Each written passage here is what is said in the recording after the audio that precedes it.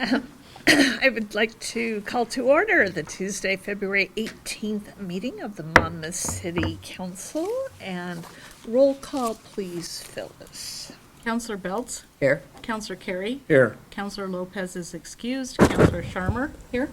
Councillor Schinkel is excused. Councillor Silbernagel. Here. Mayor Kuntz. I am here, and I will lead the flag salute.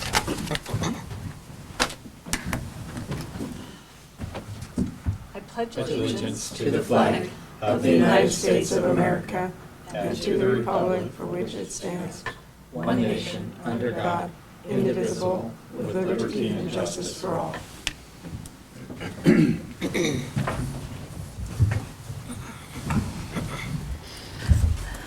We have a brief agenda tonight, since we will be spending a bit of longer time together this weekend for our goal-setting session. So we will try to get through this and start off, as usual, with our consent calendar.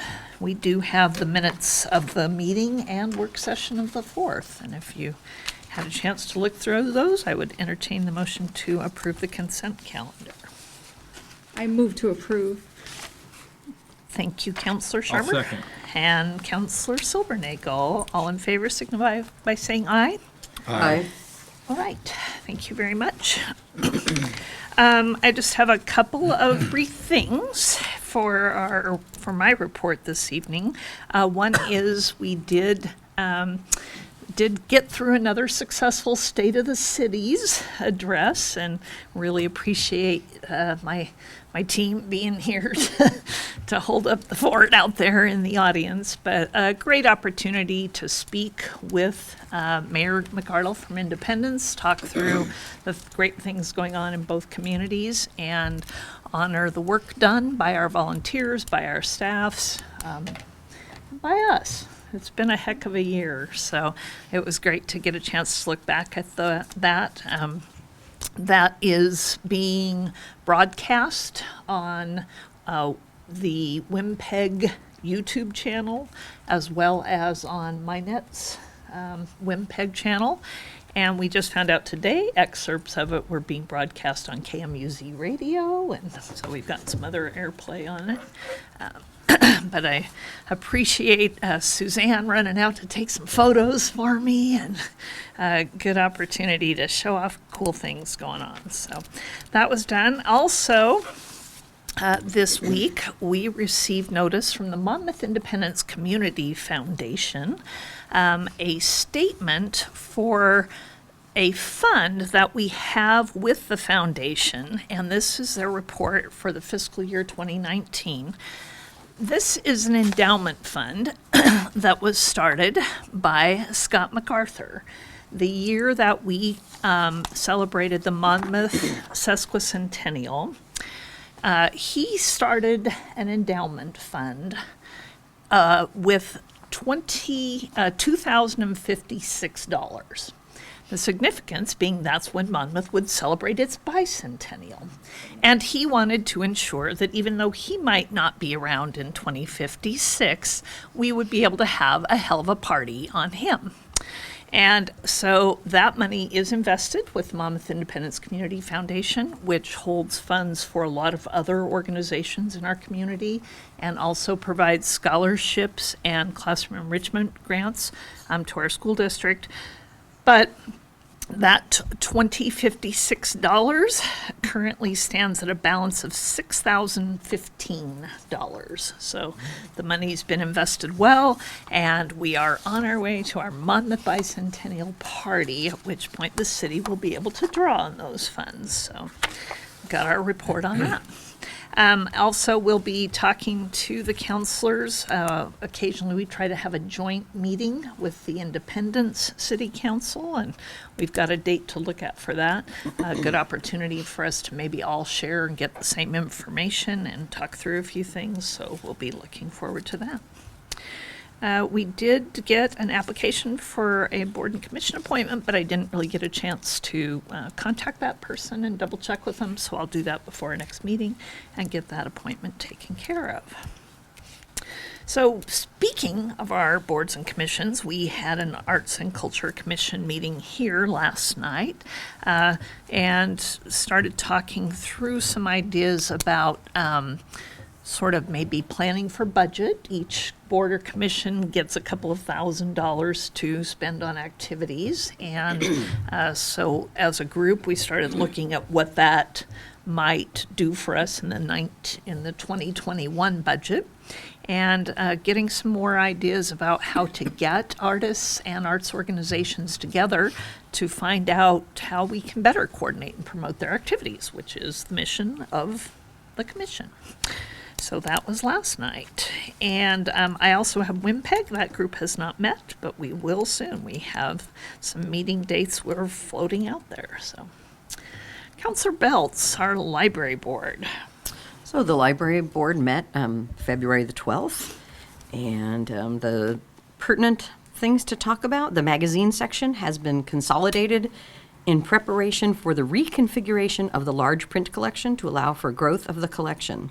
Once the large print collection is reconfigured, the seating area will be refreshed with new seating, and the new seating comes from the there's a fund that was set aside for that. I can't remember the name of it now off the top of my head, but Swenson? Swenson Fund, thank you. Yeah, the yeah. Swensons set aside money specifically to buy things like chairs and computers. So the Monmouth Friends of the Library provided funding to purchase shopping baskets for patrons to use while they're browsing and selecting library materials. So it's a handheld basket, but there's a few of them that have wheels, just like at the grocery store. So it's kind of easier for people to pull their books around.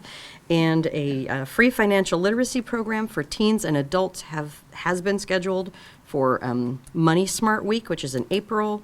The program will be held Wednesday, April the 8th, 2020 at 6 p.m. And I will also say the Historic Commission did not meet because we did not have a quorum. Okay, thank you very much. So, Counselor Carey, the Planning Commission. Madam Mayor, members of the council, the Planning Commission met a couple weeks ago. The product of that meeting was on our agenda later today, so there's no reason to talk about that. And normally, a meeting would be scheduled tomorrow. However, that meeting has been canceled. So anyone planning to show up for the February 19th Planning Commission meeting, I can take the night off. Well, and you can have one as well. That's great news.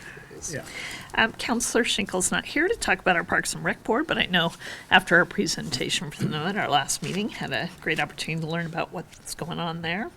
And so that brings us to community announcements. Do we have any announcements from the community? Can I say something? You may. For those of you who like to plan ahead, all 6 of you, the theme for this year's 4th of July parade will be Let Freedom Ring. And so if you have ideas for a float or something, now's the time to start making your planning. And leading the parade this year will be our new president, who is Independence's Community Engagement Director, Ramon Martinez. Oh, how exciting. So we're all looking forward to that. Thanks. That is good to plan ahead for. I would have to say that I hope that that theme, Let Freedom Reign, isn't a Ring. harbinger of the weather.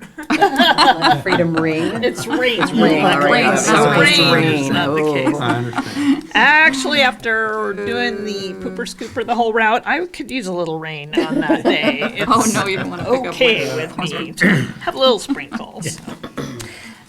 If there are no other community announcements, we did excuse our interim city manager, Chad Olson, from the meeting tonight since we had a light agenda, so we'll wait and hear from him at our next meeting.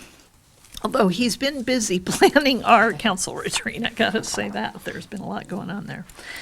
So that brings us to an opportunity for citizen comments, a time reserved for citizens to comment on items not on the agenda. And do we have something here? Phyllis, did you get a card from her? Or? No.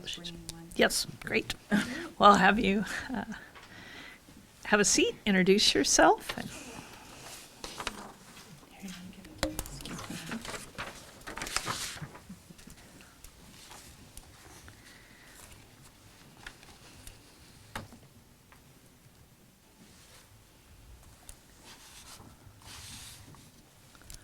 Hi. Good evening. My name's Miriam Forney. I live on Monmouth Highway. I appreciate the opportunity to address you tonight. I'm here to comment on two things. One is Resolution 1833, which declared Monmouth an inclusive city, and the other is Ordinance 1389, which pertains to parks and other city property. So first, I want to commend the council for adopting Resolution 1833, the inclusivity resolution. That resolution states, among other things, that the city's elected officials have a duty to protect the basic human rights of all members of the community. And it also states that the city agrees to embrace people without regard to socioeconomic status. So those are profoundly important things, and those are things that I hope all of you are proud of. I am. What puzzles and disappoints me, though, is that you subsequently passed Ordinance 1389. 1389 states that it's a crime to be in any city park during hours that the park's closed. So it's hard to imagine that the city intends to close parks during the day. It leaves a reasonable person to conclude that the ordinance intends to have the city close parks at night.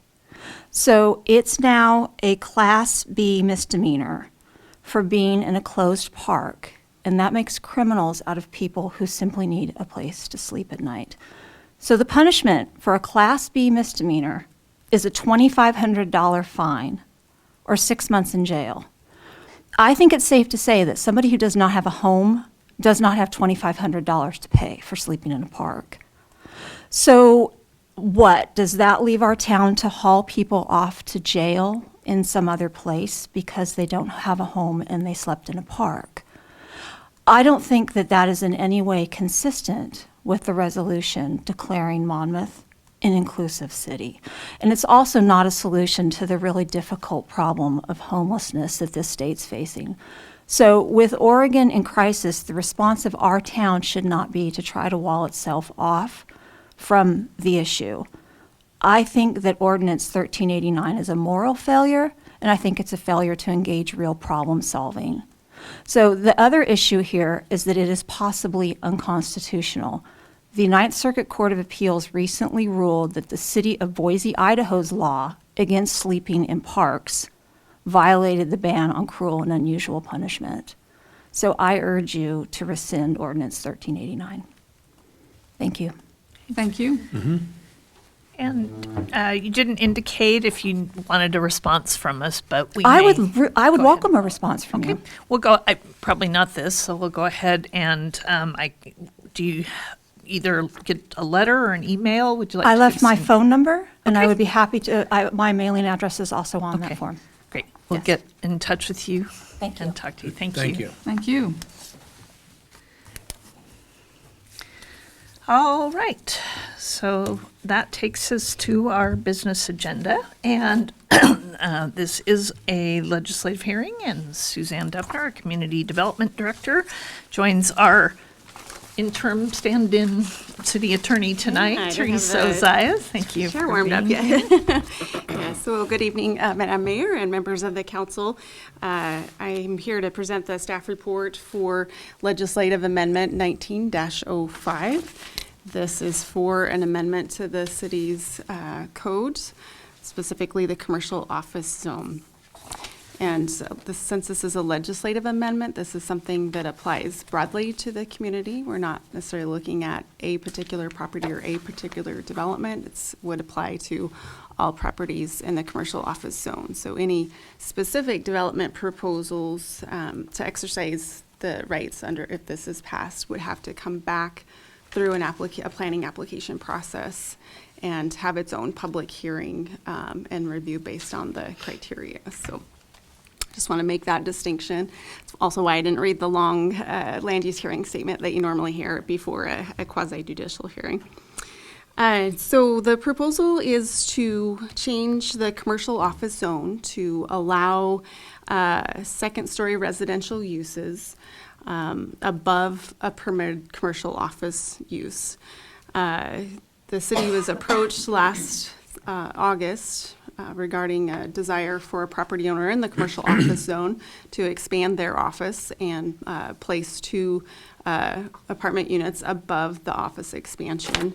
And then looking in our current commercial office zone, we do not allow second-story or upper floor residential use. We only allow one caretaker dwelling, or as a conditional use, single-family dwellings and manufactured homes are permitted, 1 per lot.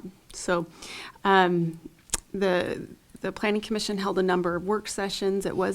The request was initiated based on the grounds that, as we've heard, there's a shortage of housing in Oregon and Monmouth in particular. So we are looking at ways to provide more housing, and particularly in areas that are served by transit, close to parks, close to employment opportunities, close to commercial services, so that people can access those uses more readily and not necessarily have to jump into their car and make a long trek to get to those types of services. So it's pretty common to see cities amending their codes to allow this, what we call mixed use type of development. Our code is a little out of date. That's why we applied for the code assistance. So we are going to be taking a larger look at this issue with our Transportation Growth Management grant that'll be getting started hopefully here before too long.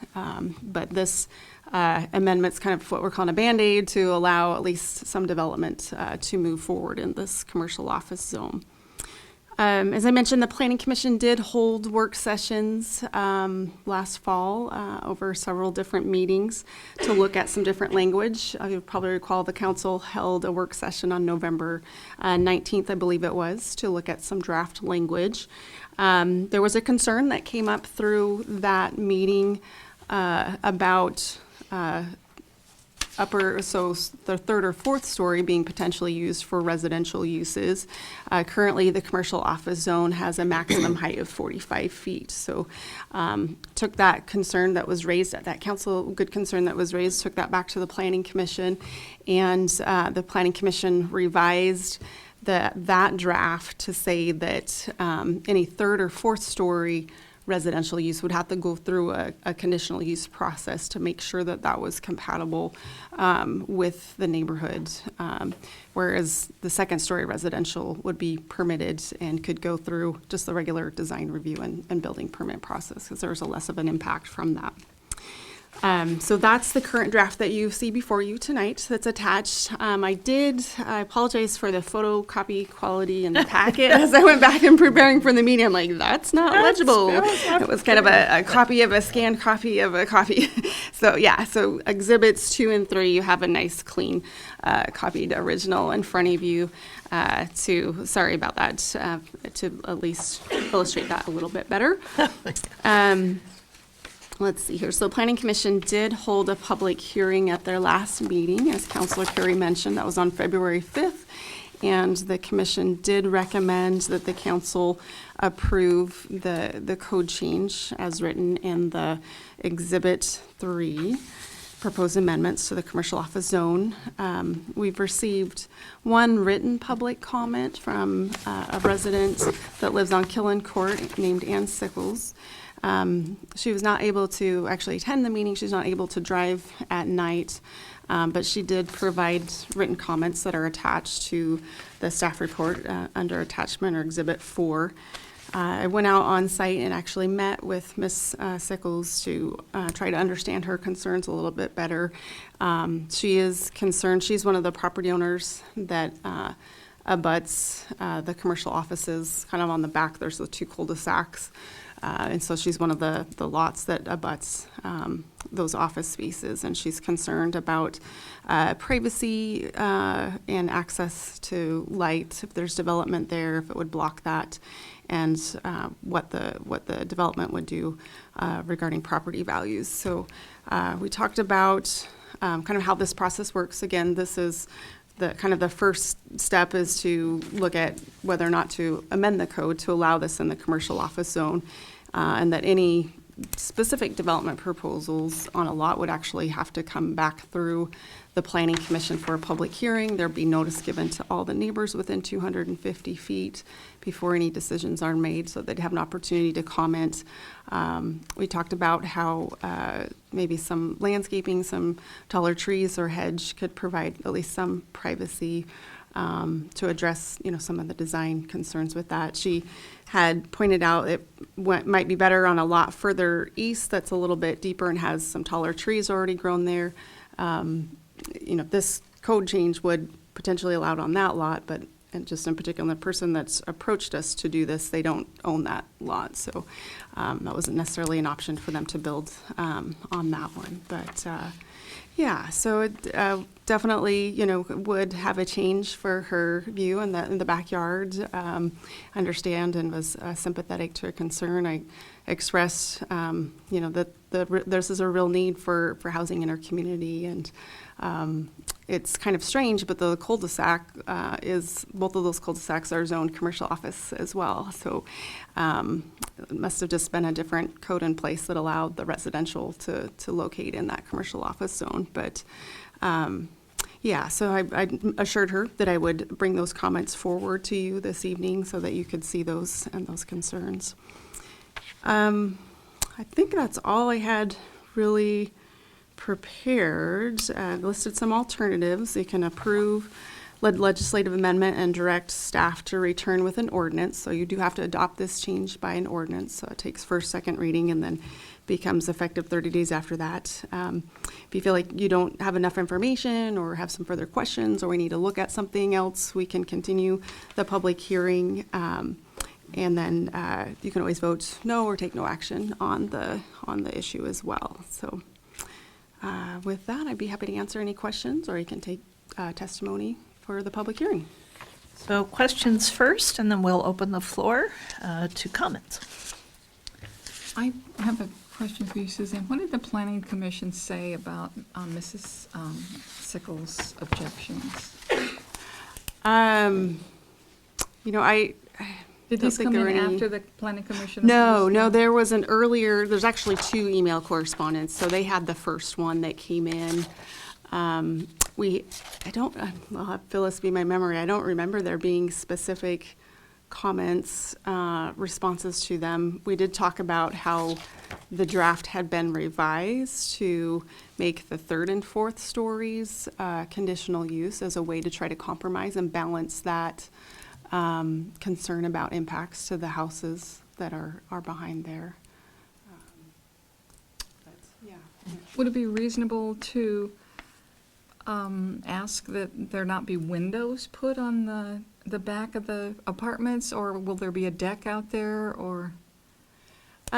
So those would be considerations that we'd take into account during the design review when we actually have a lot and build a specific building in place. And yeah, that's definitely something that we can take a look at. I'd mentioned the landscape hedge as another fencing can also be a good way to buffer. I would not recommend putting something as specific as no windows into your development or your zoning ordinance, because it'll vary on a case-by-case basis, and we certainly want to promote light and air, for having buildings that are sustainable as well. But I think in response to your question that are there balconies proposed, and it was just a draft little rendering that was brought forward. It did not show balconies, at least on the back. They were in the front. So it's definitely something you can pass on to the property Did you owner. inform Mrs. Sickles that her property is zoned commercial?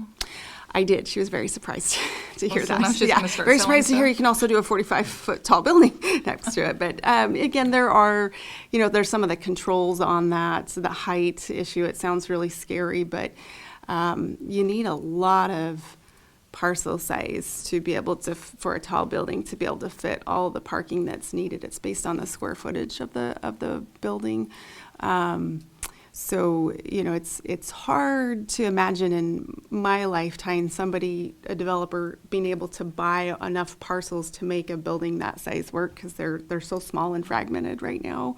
But, you know, we need to think long-term, and that's why I think it was a good compromise, you know, as we talked about the Planning Commission hearing, to make those taller buildings conditional use, because then we really have the opportunity to make even more conditions. Case There's by more case. discretion on that, on what's compatible. Second story, I mean, most residential neighborhoods even allow second story, you know, homes in them. So thought that was more compatible. And if you got a request tomorrow, if somebody wanted to take down one of those houses and put up Yeah. 2-story office buildings on either side of her, we would have, Yeah, That they'd have would- to, right, make sure they had enough parking and, right. yeah, But that would be access completely and- permissible, for example. Yeah, to do a little law office or architect office or medical. That's, okay. John? I recall some of that discussion, and to your question, and it really sort of centered on the fact that there were residential homes built in effect, non-conforming use in there. I mean, they don't sort of belong, but for whatever reason, they're there. So there's an appreciation of that. But that said, there was consideration of the zoning, and that the alternative might be with all, and you pointed this out, that it could be up to 45 feet of some sort of a structure that would be looming over the back fence, as it were. And so this, the more likely would be that second-story residential, and that was a pretty good compromise, similar to a 2-story house adjacent to either one of the properties. So that was my recollection of that discussion. And it was considered, I think, appropriately. Yeah, there's quite a bit of discussion in the earlier work sessions about Now, that. I do have a question, and if you could pull up the commercial office zone sort of ordinance there, not ordinance, but the code. Number 5, it says, home occupation as defined in this title. I wasn't sure where to look for that. Yeah, that's because it's not in your packet. It's going to be in the definitions section of the zoning ordinance. Do you want me to read that Well, I'm just, definition, or? is that germane to the discussion we're having here? I guess. I think it's just recognizing that, you know, if somebody wants to do their home business out of their residence, that's a permitted use in this zone. We do currently have a home occupation permitting process, and there are certain standards that they need to abide by. There's no retail that's out of these buildings to limit the impact on the adjacent properties. But yeah, that's a use that would be allowed typically in the residential zone, and it's been carried over, recognizing that there could be some residential uses under the conditional use, single-family dwelling allowance, or those pre-existing uses, single-family uses that are in that zone. And then item 4 above allows for boarders or renting of rooms and that sort of thing. So, you know, which arguably could be on a second floor of a 2-story dwelling. So, I guess what I'm trying to do is I'm trying to, you know, tie in a little bit of you know, how people might live in that zone short of this, and thereby justifying, you know, the request here, I guess. So, okay, good. That. Yeah, I don't think there's a conflict there with item 4. We also have, to get at crowding issues, there's no more than 5 unrelated people that can live together in a dwelling. So that's also in our codes as a definition. This is making it a little more restrictive, it looks like, for single family. You can't have more than 2 roomers and not more than 4 in a duplex. Yeah. Well, it's funny that in a commercial office zone, you could always take in orders. That's very interesting. Yeah. Anything else? Counselor Carey? Questions? All right, then I will open. Just Yes, one more thing. sure. It seems to me now that it's come down to a choice of providing some affordable housing in Monmouth, which we desperately need, and protecting someone else's privacy. Does it seem to you that that's what we're dealing with here? I think that those are issues that are being weighed. I mean, I don't, I guess, like to necessarily simplify it. You know, I think there's other issues. Those are the two that have kind of been juxtaposed with one another.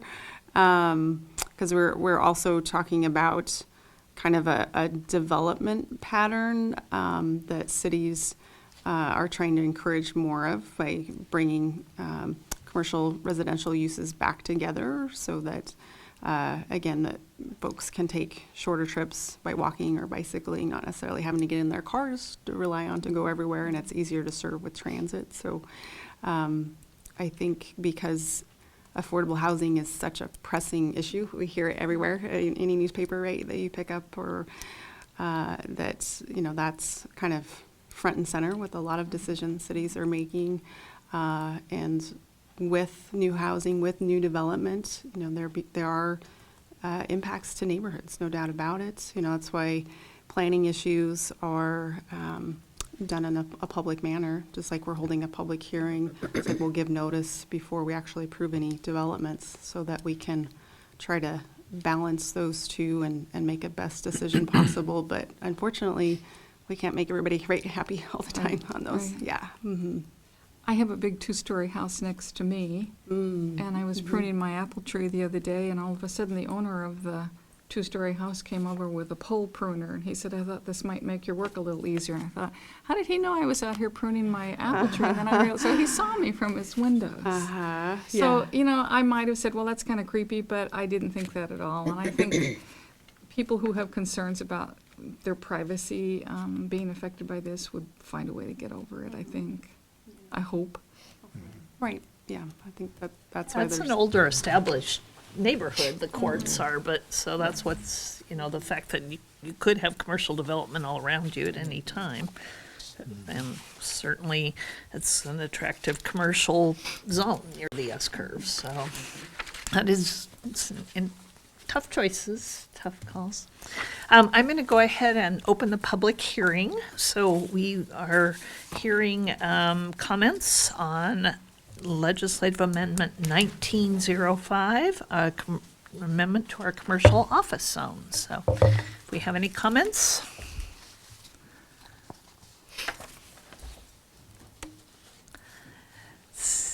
Sure, come on up.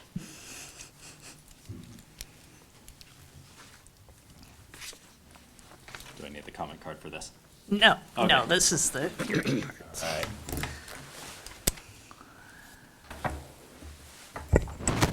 Madam Mayor, members of the City Council, thank you for this opportunity. I'm Jonathan Shireman, my wife Lisa. Hi. And we are the ones who proposed this change in the amendment. We did submit a draft of what we thought something would look like. And as Suzanne stated, this would be something that would have to go through the developmental process and whatnot from there. And but to us, it makes sense. I work in communities where mixed-use residential are all over, and it makes sense to have these types of developments. I think it develops one better sense of community, and the fact that people are right there where they live. They can walk to commercial areas, especially with the development of the S-curves going on. I think that definitely weighs into this type of occupancy in a commercial zone. Oh, I was just going to add, I sit at the real estate office quite a bit and have people come in and ask if we do rentals. I don't do rentals, but I'm, always hear about them. So I ask, well, what are you looking for? And I get a lot of people asking just for a studio or a one bedroom. There's a lot of 3 or 4 bedroom duplexes out there, single family housing that, is 3 or 4 bedroom, but people for whatever reason maybe just want to be by themselves or only have one roommate. And I don't see as much of that or hear of that as much being out there. I know in our neighborhood, we have just a little apartment above our garage, and it's in high demand just for a little 1 bedroom, kind of those non-traditional students maybe going to Western that they don't fit the dorm or the, fraternity sorority type model. So I just see that need of just having little housing apartments for that niche that we just can't find it here in the Monmouth, even Independence area. Yeah. Happy to answer any questions you have of us.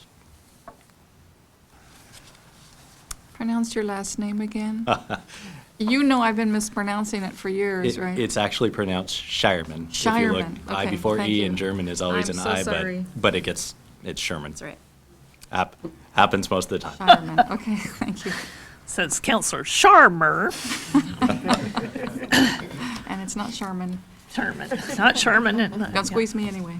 Okay, thank Thank you. you. Thank you. Thanks. And seeing no other public comments, I will close the hearing. And we do have an opportunity now, as Suzanne mentioned, a couple of options. Either to approve this amendment, which would then come back to us as an ordinance. At that, we would have a first reading, another opportunity for comments, and then a second reading to kind of finish up the ordinance. But all that is doing is reaffirming our language here. So if we're not ready for that, or we have other questions or want to look at this, we can continue the public hearing, have another opportunity to review and comment, or kind of let this one go and say, no, we just want to leave the codes the way they are. So I would, and I'll mention the financial implications. So this broadens the list of permissible uses in the commercial office zone, which potentially does allow additional activity to occur and positively contribute to the city's tax base. We don't have a lot of commercial office zoning in town. So in the event that, and that certainly feels like a desirable use, that we could potentially have people more interested if they had more flexibility in a commercial office zone. So that might be something that could be an area of growth for us. And that's the only financial implication at this time. So I You ready would for a motion? entertain a motion. All right, I move to approve legislative amendment 19-05 and direct staff to prepare an ordinance to adopt the proposed amendment. Thank you, Second. Counselor Sharmer and Counselor Belts for the second. So any other comments or questions, council? Then all in favor, please signify by saying aye. Aye. And any opposed? Okay, that passes unanimously, and we will get back the code language. Teresa now has a job or something. It's good. Give her something to do. Thank you, Suzanne. And thank you very much for going in and seeing Ms. Sickle in person. Absolutely. Yeah, I- it was good to see from that side of the fence. I'd Right. already been there and taken some photos from the commercial the side Main of it. Street but side. it was nice to see what was going on there in the neighborhood as well, and gave me some ideas for, is there a way to do some hedge or planting or something there? So, yeah. There's a couple funky things. Yeah, there's a big shop. There's a huge shop behind one. My Yeah. daughter used to live on that street. Oh, was she on Killen Court or on the other She's on one? Killen. Oh, okay. But she's on the Yeah, edge. There used to be just a little factoid, a little skinny linear Yeah, I saw park that. There's a back little- there on the plat. So, yeah, it got vacated and Little went to white the neighbors, but spot. that might have been why they thought that was kind of a buffer with the offices when they built that. But so yeah, now it's just garden and some trees back there. But yeah. Well, it's thank kinda- you again for taking the time, Yeah, because absolutely. I did Yeah, speak that's to my her, and job. I know she's has great concerns about that, and we want to make this as, Yeah, we'll continue to keep her notified of. I'm sure the Shermans will be good neighbors. I trust that they will. So, all right, thank you, and that brings us to council comments. Anybody have any? John? I'd like to for those of you that might have, I want to thank everyone for voting for Megan Mendozona for Oh, yeah. Good, yeah. Athlete of the Week a couple weeks ago, and she won. She Yeah. was successful. Good for her, and completely meritorious in that.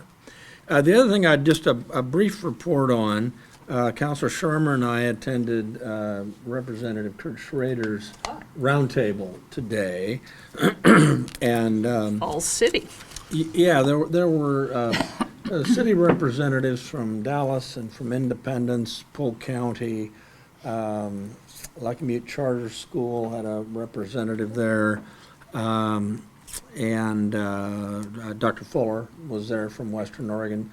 And the discussion, the format of those is he doesn't, at least the way Schrader works it, he doesn't provide a lot of information. He just asks for people to comment about either A, what's happening in our communities, or what we ought to be, he ought to be aware of, and he ought to be representing for. And as you'd imagine, it was pretty unanimous that there was a need for some infrastructure funding, not only roads, bridges, that sort of thing, but other development types of infrastructure thing, including broadband. There was pretty much universal discussion on that as it relates to municipal functions. And but there were a number of other things that were a little broader in nature that there was pretty unanimous support for. And that was, I guess this is a little specific also, but the third bridge and transportation on the west side of the Willamette River, and how we can affect change on that, and how it might be given, it might really be more of a federal thing than what it's being approached as right now.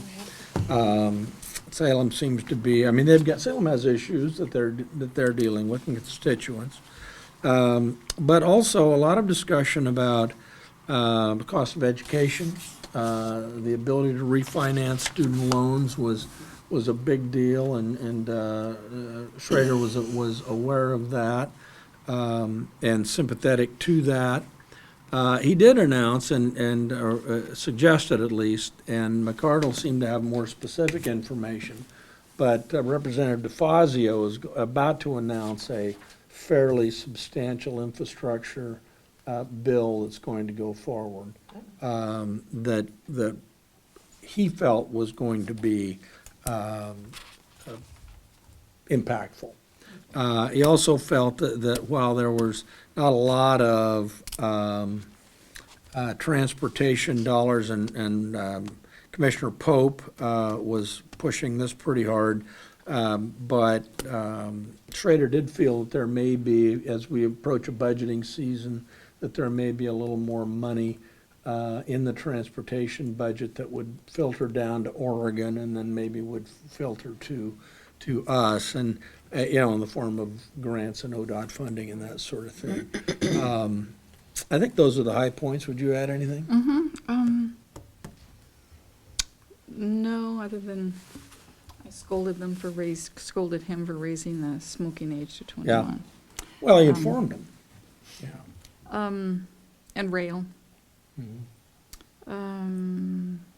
No, I think that it was a good meeting. It was a good exchange. Great, thank you for And going. I think of course, we were at the end. We were the last ones at the end of the table, and so there wasn't much to Yeah, all talk the about. good topics were gone by the time they got to Yeah. Heard all the good stuff. Yep. But John quite heroically mentioned that we need money to build a new city hall. So if there is financial $10 million coming from the federal government this fall, we're all set. It will put John Kerry's name on the front of the building. Well, Marilyn Morton talked about the house that she lived on. She'd stole most of my stuff, and so she did mention that the house that she lived on when right out of college or whatever had moss on the roof and rats in the basement. And I was followed up with that reminded me of our city City hall. Hall. So that sort of got the ball rolling. But anyway, it was a good session and a good exchange of ideas, and I think Councilor Sharmer alerted Schrader to the fact that there's 2 tons of nuclear of radioactive materials have been dumped in the Arlington landfill, unbeknownst to anybody until it was finally discovered. Now the DEQ is talking about not finding because they didn't know. Yeah. Well, it was stunning to me that while it's not his district, but I was stunned that he wasn't aware of that. He should have been. I asked if there might be federal money coming in, other than just declaring it a Superfund site, if there might be some federal money to Yeah. help clean that up. Sure. His district. It's Walden's It's not, district, but it's but it's Oregon. Yeah, It's it still is Oregon. Yeah, I know. There are neighbors. Anyway, it was good. It was good Great. to represent and to hear what other people had on their agendas. Yeah, thank you very much for attending. I wasn't able to get over there today, so. All right. Oh, and just one other thing there, and this was just a remarkable thing. There was a man who had not been invited, who was a Vietnam War vet, came to the meeting, and at the end of the meeting, Representative Schrader said, "Would you like to say something?" And he talked about the difficulties he was having getting help through the Veterans Administration for health problems. And Representative Schrader said, "Talk to my assistant there, we'll get that taken We're care gonna of get for you." that done. And I thought, wow, talk about Yeah. being in the right place at the right Good time. for him, yeah. Good for both of them. Yes, yes. That's what our democracy's all about, right? All right, well, thank you very much. We will call the meeting adjourned if I get a motion to do so. Move to adjourn. And a second on that, then we are adjourned.